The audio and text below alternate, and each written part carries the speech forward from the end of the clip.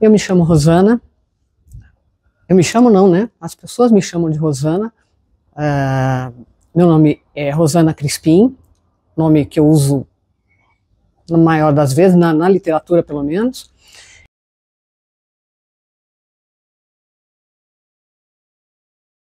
Bem, eu nunca pensei que eu seria escritora, isso não foi nem um pouco premeditado, isso nunca foi uma coisa que passasse pelos meus sonhos, enfim.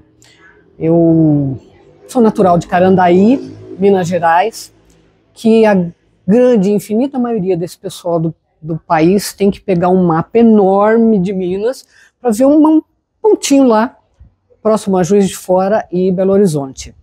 Uma cidade realmente muito pequena, a qual eu nunca mais voltei, mas continuo com algumas mineirices, embora esteja em São Paulo há pelo menos umas 5 décadas. Então, eu cresci muito na rua, porque a gente sempre morou em bairros, e em bairros assim, muitas vezes sem qualquer infraestrutura, bairros pobres, porque a minha família era uma família de origem pobre.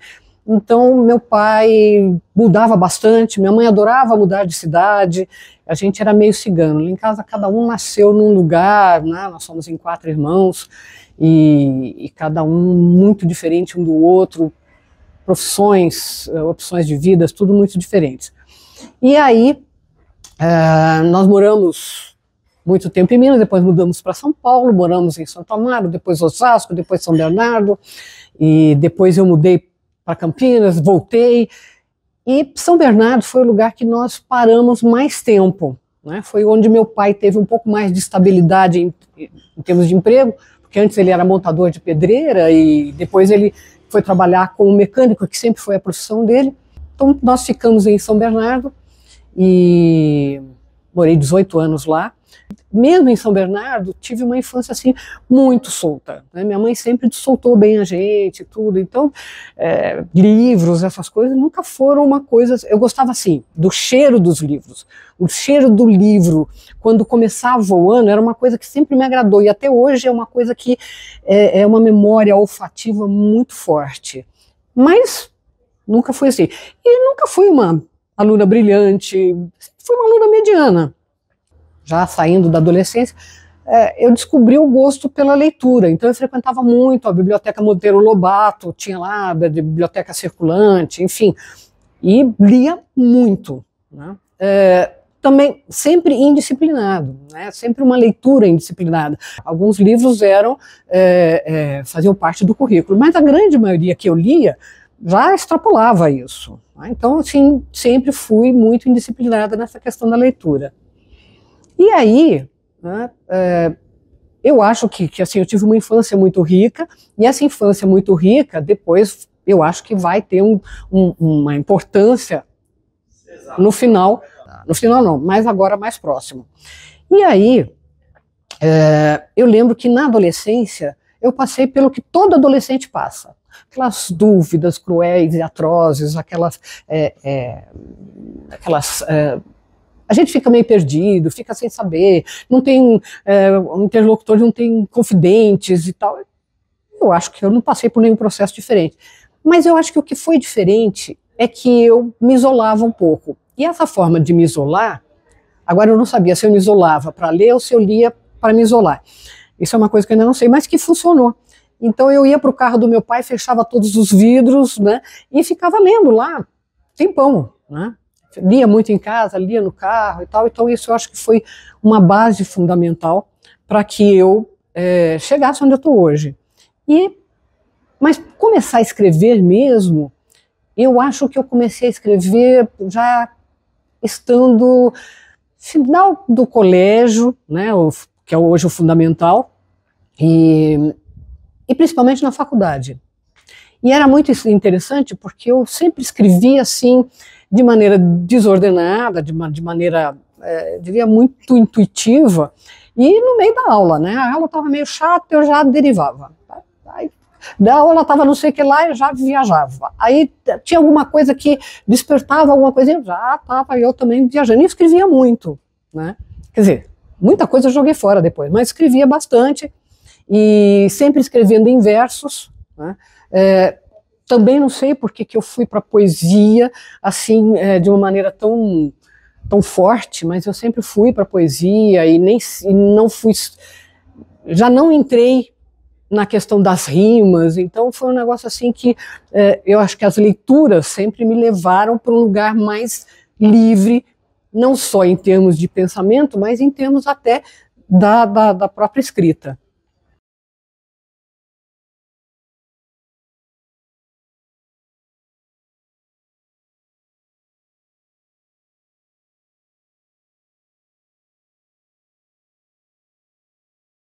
E aí eu me lembro que às vezes eu pegava, dava para alguma colega ler, alguma amiga lá na faculdade, sei que lá e tal.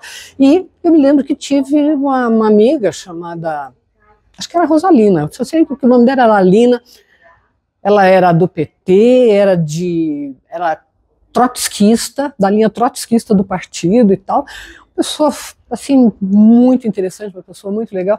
E eu dava esses poemas, né, para ela ler e tudo. Ela falou: não, você precisa conhecer uma pessoa que está fazendo um evento, quer dizer, o grupo dela está fazendo um evento lá no Sesc, no Senac, e você precisa conhecer. Aí tá, falei: então tá, né? Vamos ver, quem sabe, para ver o que isso que eu faço, se isso tem algum desdobramento, se isso tem algum valor, enfim.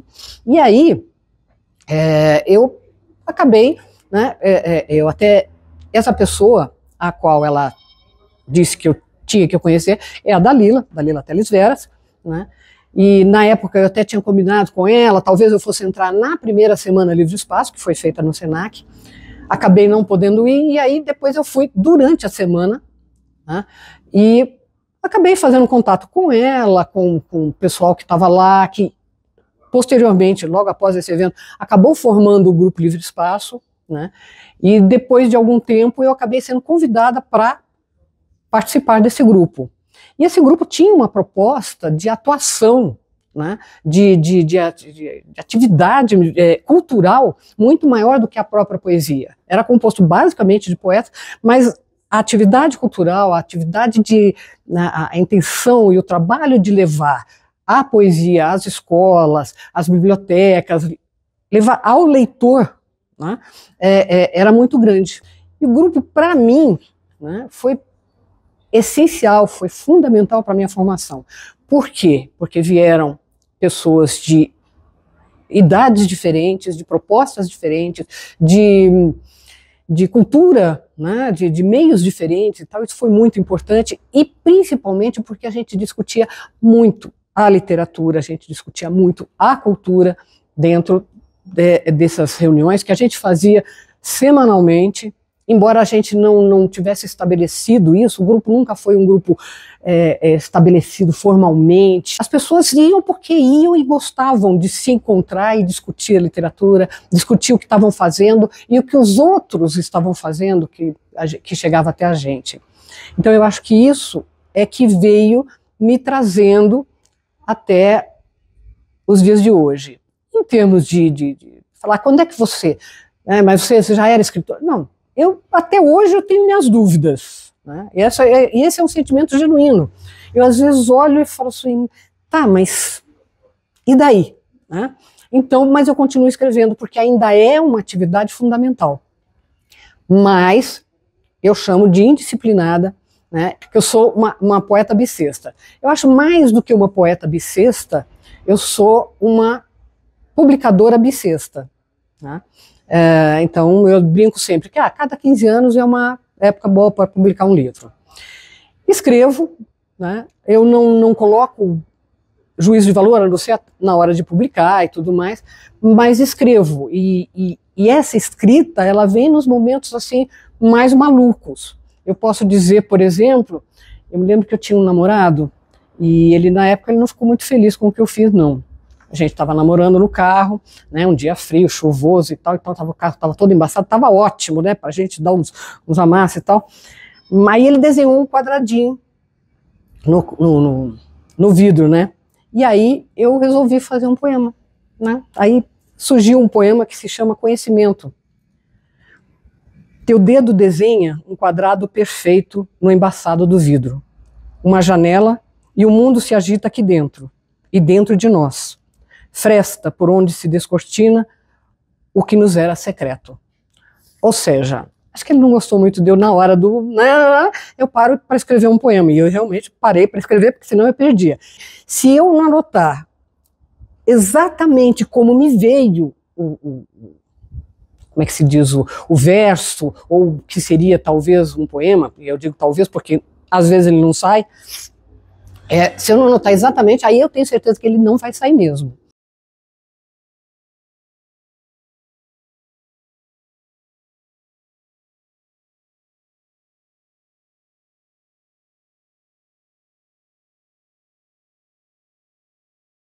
Então, eu sempre anoto as ideias e é isso. Teve uma época que eu morava numa chácara, eu fazia caminhada todo dia pela manhã e, claro que eu não levava caderninho, caneta e tal, mas eu estava sempre com o celular no bolso. Então, muita coisa saiu de gravação. Então eu gravava, às vezes estou no carro, gravo, às vezes estou na rua, nem sempre dá para parar e escrever. Então é assim, em todo, como é que eu diria, em todo suporte possível de se anotar uma ideia, está valendo, né? E isso realmente não tem uma hora.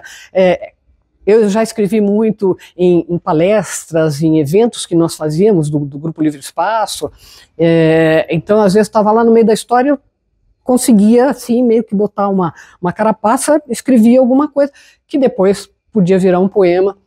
Muitas vezes isso aconteceu. Então acontece, a única situação em que eu ainda não consegui contornar é na hora do banho, que é ótimo para aparecer umas ideias, mas a hora que eu vou enxugar a coisa já dançou. Então esse é um problema que eu ainda não resolvi. Mas de um modo geral, eu não tenho essa disciplina, não tenho tanta disciplina para guardar, eu não sou uma pessoa que faço projetos, eu não sou uma pessoa que dentro é só uma necessidade vital, que antes pode ter surgido como uma necessidade de desabafo, mas eu acho que surgiu, a poesia para mim é a oportunidade, é o momento de pensar. Então é onde eu penso. Por isso, eu acho que a minha poesia também tem essa característica de ser muito de refletir sobre o cotidiano, sobre a vida, sobre as coisas que eu penso, enfim. E principalmente essas coisas da rua, né? Por exemplo, o andar é uma coisa que é muito boa para mim. A gente acaba falando de situações do cotidiano, ou situações do cotidiano, às vezes não aparecem tanto, mas elas estão ali. E eu entendo que a poesia, sendo essa forma de eu pensar e expressar o que eu penso, né, ela se torna vital para mim. Então eu posso, às vezes eu brinco, não vou mais publicar. Né? Mas você vai parar de publicar? Você vai parar de escrever? Não, escrever eu vou. Né? Isso eu não consigo parar, mas não vou publicar. Né? É claro que essa ideia cai por terra no instante seguinte, né?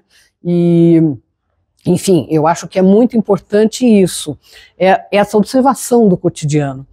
E, voltando à história de quando eu estava no ABC, que é onde realmente foi, eu diria, a minha formação, né? Minha formação é sempre, mas onde realmente isso apareceu, ou isso se concretizou de alguma forma, isso sedimentou, né?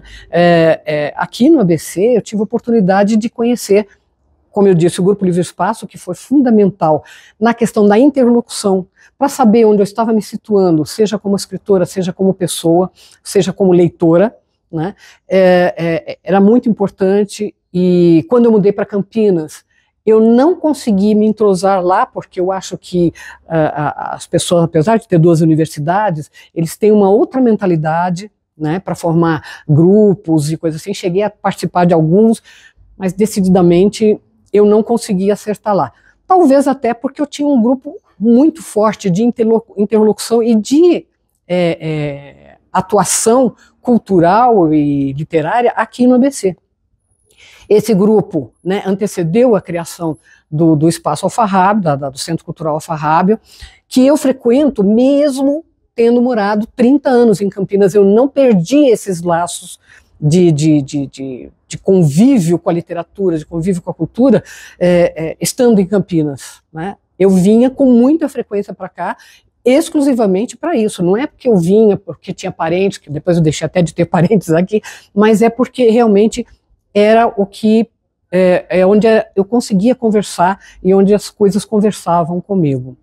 Então, eu acho que sempre foi muito importante, até para pensar não só a condição, como eu disse, ou de leitora, ou de escritora, ou de atividade cultural, ou as três coisas juntas, mas porque isso me situou como pessoa, né? Isso me fez ver a condição feminina, porque as discussões elas são extremamente amplas. Eu acho que a gente não consegue mensurar a capacidade de pensar através disso. Enfim, eu saí meio patinho feio da família, meio, porque, imagina, essa coisa de livros, é horrível isso. Imagina, quando a gente vai mudar, tem que carregar aquele tanto de livros e falar de literatura. Porque é isso, às vezes a gente acaba tendo dificuldade de até de conversar com as pessoas, né? Então, faz também com que a gente se reveja nessa questão de como lidar com as pessoas que são os diferentes, lidar com as diversidades todas, né? E isso não só os livros trazem, mas também a escrita traz. Porque toda vez que a gente escreve e que a gente submete essa escrita, a gente tem que pensar numa série de questões. Então, eu nunca sei se essa série de questões vem primeiro e sai a escrita, ou se a escrita vem depois, ou se é os dois casos. Ou seja, eu nunca tive um método, uma disciplina nessas coisas.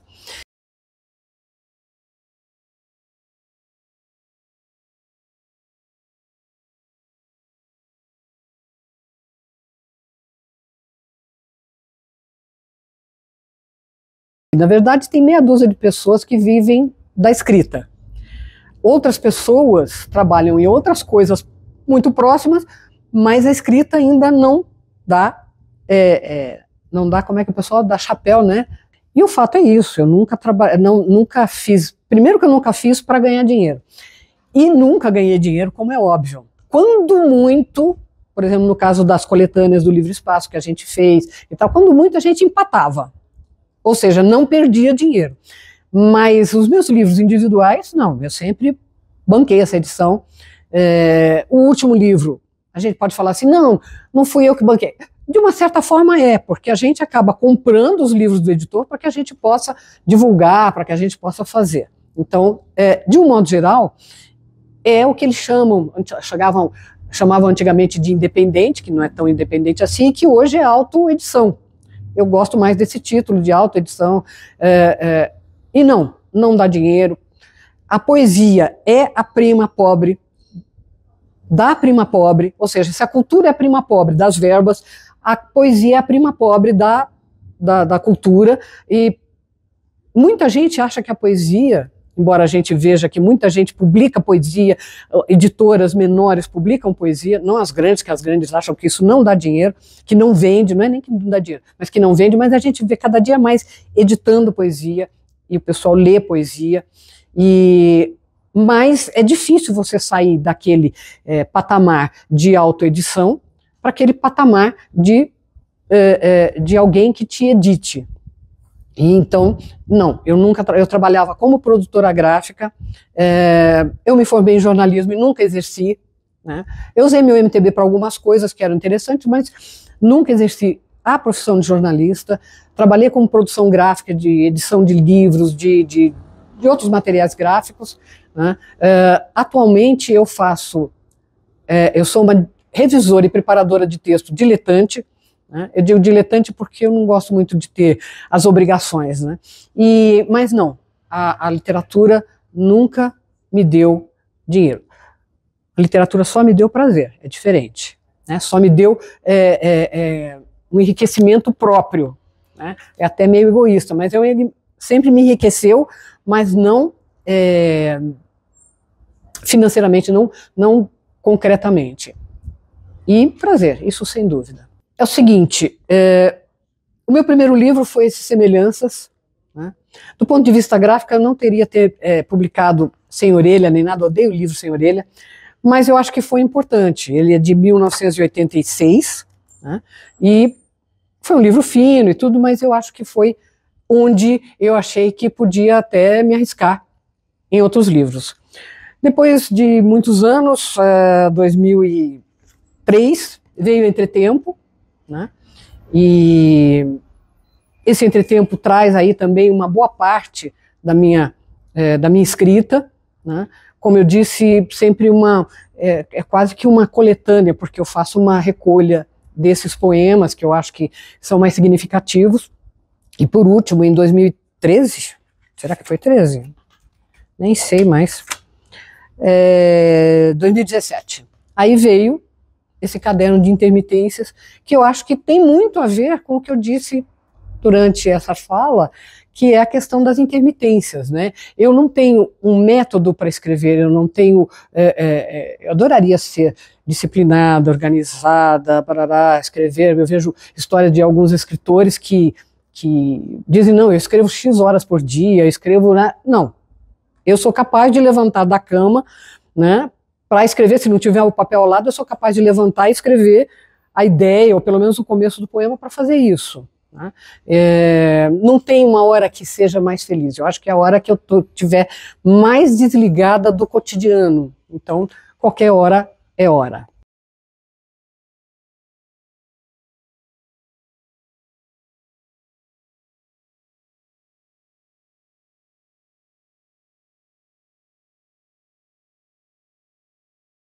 Bom, eu falei dos 3 livros, né, do Semelhanças, do Entretempo e do Caderno de Intermitências, e esqueci que também tem as coletâneas do Livro Espaço, que a gente fez lá atrás e tal, que foram 5 coletâneas, se não me engano,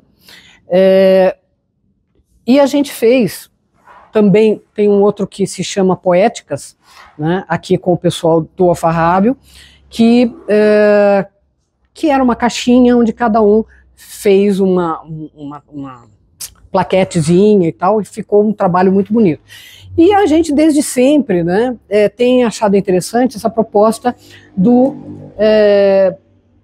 da plaquete, do trabalho artesanal, do livro artesanal e tudo. E na primeira série da coleção Perversas, que é uma coleção que veio dos Sábados Perversos, que é uma proposta aqui da Livraria Alfarrábio e tudo, eu vim na primeira com o Contracena, né? E esse também, que é o A Parte, que foi publicado este ano, e que vejam, um primor, né, de uma edição artesanal, feita pela Luzia Teles Veras, e que vem também numa embalagem sempre bem personalizada e tudo. E eu venho, então, publicando nesses suportes, né, que não tem uma veiculação enorme, são só 92 exemplares, mas que é uma forma da gente se manter publicando e divulgando um pouco do trabalho da gente. Eu acho que agora eu posso dizer como é que o ABC entra na minha poesia. Eu fiz um poema, uma vez eu estava indo para a faculdade, né? Então a paisagem urbana, ela está na minha poesia. Muitas vezes ela não está nominada, mas ela está na minha poesia. Então, no caso do ABC, eu transitei muito tempo pelo ABC, eu transito ainda pelo ABC, então muitas vezes ela aparece como talvez não sei se uma crítica social, mas aparece. Quando eu falo das coisas que me tocam, eu acabo não dizendo exatamente um fato, ela não é tão descritiva, mas eu falo do mar de gente que está na rua, da passeata, né? A gente viveu em São Bernardo esse encontro, né, com as manifestações e tudo mais, e isso sempre foi uma questão muito importante. E é isso, a gente passa pela cidade, né? Então, o viver numa produção, numa região basicamente industrial, né? Onde meu pai trabalhava numa montadora, onde eu me firmei do ponto de vista de ganho né, do pão nosso de cada dia, numa indústria também montadora. Então, tudo isso impacta, né? E eu acho que essas coisas de que eu falo tem aqui no ABC, né? Sempre foram, e hoje tem São Paulo também, que é onde eu transito com uma certa frequência e tudo mais, mas essa questão da rua é que sempre me traz, ou sempre me provoca, sempre me cutuca alguma coisa. Porque é justamente quando eu estou com a cabeça mais livre, quando eu muitas vezes estou errando o caminho, é quando eu estou perdendo, porque eu venho realmente com a cabeça mais livre. Então, é onde eu presto mais atenção às coisas por onde eu estou caminhando. Então, seja aqui na frente da livraria, seja na saída de casa, seja visitando os amigos, as ruas, o meio onde eu transito, eles sempre são um ponto de partida para mim.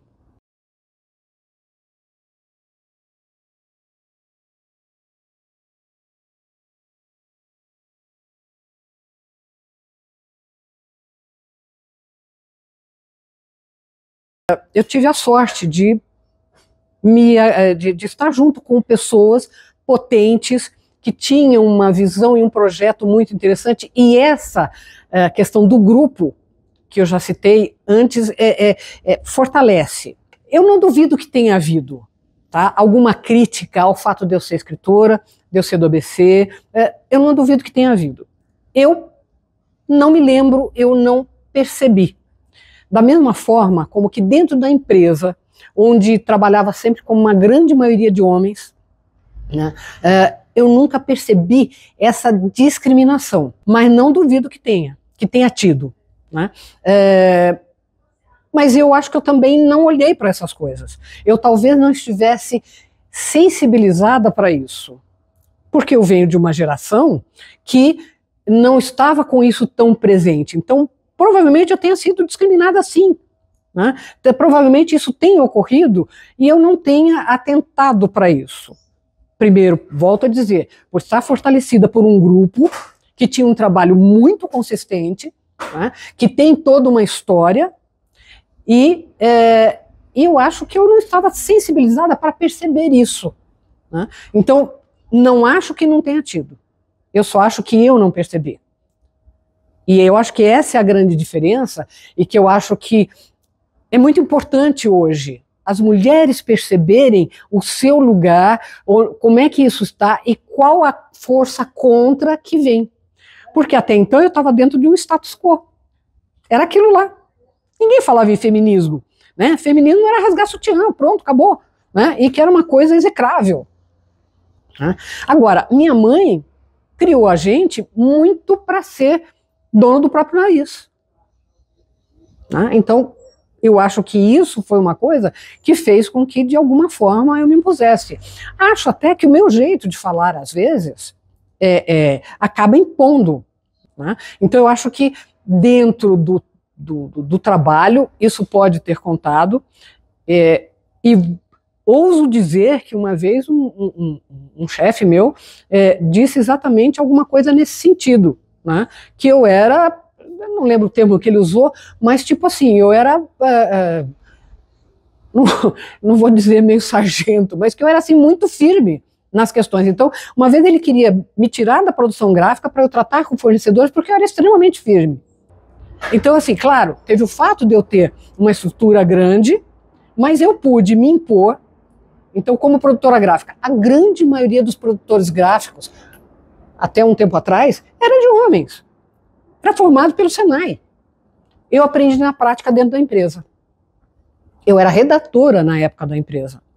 E acabei tapando o buraco de um colega que teve um infarto, depois eu fui efetivada, e aí eu acho que isso me coloca numa posição, às vezes, um pouco diferente ou diferenciada, exatamente por conta disso. Porque todas as vezes que eu falava com um fornecedor, que sempre era homem, raramente eram mulheres, os representantes de gráficas e tudo mais, então já tive fornecedores que disseram isso. Rosana, você está sendo muito dura. Tá, eu estou te faltando com respeito? Não. Você está... eu estou sendo injusta? Não. Então, é isso. Tá? Não dá para ter minhas palavras. E talvez essa formação né? Talvez dentro de casa, não sei. Essa posição fez com que eu fosse um pouco mais respeitada. Mas eu volto a dizer, eu revi meu ponto de vista quando eu disse que não, que eu nunca sofri preconceito. Eu devo ter sofrido. Devo, com certeza. Mas eu não percebi. Apesar de ter trabalhado 27 anos numa mesma empresa alemã e machista. Eu diria que até o fato de eu ser extremamente concisa e pragmática, isso está na minha escrita.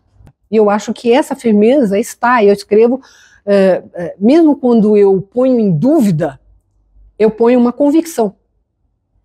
Então, quando eu ponho uma dúvida, é justamente para reforçar, talvez, alguma convicção, né? Então, eu acho que não dá para descolar totalmente o escritor do que ele escreve. De alguma forma ele sempre está lá, seja pela forma, seja pela forma principalmente, pela temática, mas nunca dá para descolar o escritor totalmente daquilo que ele escreve. Então nós mulheres temos que ser mulheres, e existe uma força, talvez até calcada pela questão do trabalho da mulher, né, que vem reforçando isso. Nós somos mulheres, né, que temos que ter o nosso espaço, e que esse espaço não será dado se nós não o impusermos, se nós não trabalharmos nisso.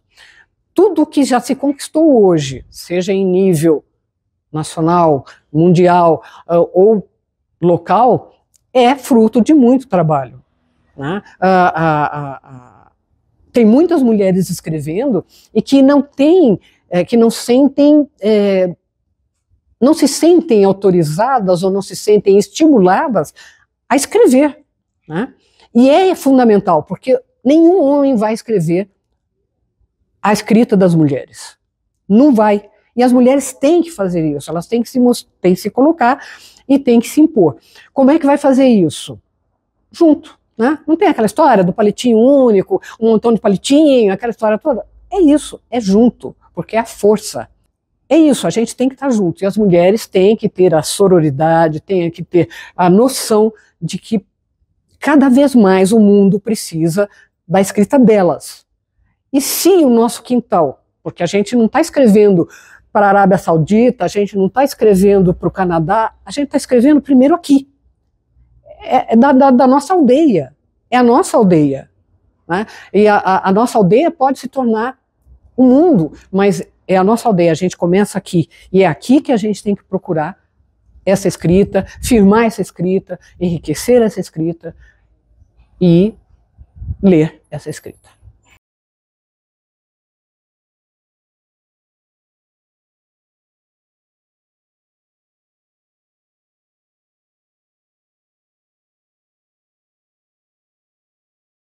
Acho que é fundamental que a gente procure, não iguais, não para repetir a gente, mas que tenha intenções, valores bastante próximos, para que a gente possa desenvolver aquilo lá. Então, eu até hoje faço, né, uma coisa que nós fazíamos no Grupo Livre Espaço, que era essa oficina, né, entre nós mesmos. Então, muitas vezes eu trago poemas, faço isso muito com a Dalila e ela comigo, que é levar um poema, né? Olha, fiz isso aqui, o que você acha? Né?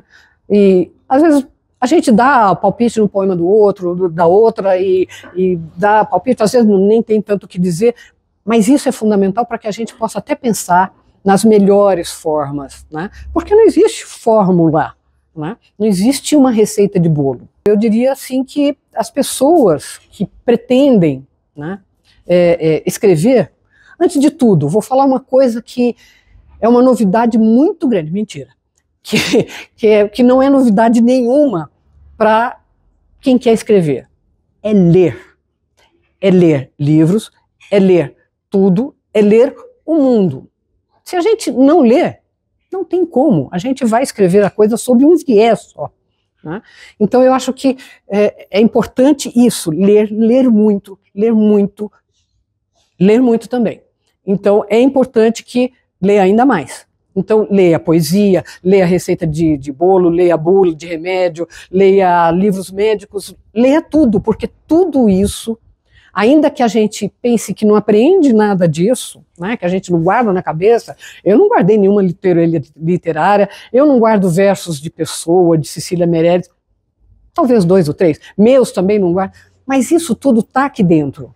Isso depois vai formando, né, esse elemento, esses elementos que compõem a escrita da gente, seja dentro da poesia, né, eu falo como poeta, mas obviamente dentro da prosa, né, quando a gente diz, nossa, esse conto é uma prosa poética e vai por aí afora, porque tudo isso são informações que a gente vai acumulando. Então é isso, a gente é feito de acúmulos, o escritor, de um modo geral, é feito de acúmulos. Então eu diria que essa questão de trazer a literatura, ela é importante, mas para chegarmos lá tem que ter muita leitura, humildade, né, para poder ler as coisas, né, e ver que a gente está só trilhando um caminho, que a gente não sabe onde vai dar, né. Pode ser que a gente chegue a ser grande escritor, médio escritor, escritor desconhecido, mas é importante o que a gente faz. E eu acho que é importante a gente ter essa noção do que a gente faz. Senão não vale a pena escrever.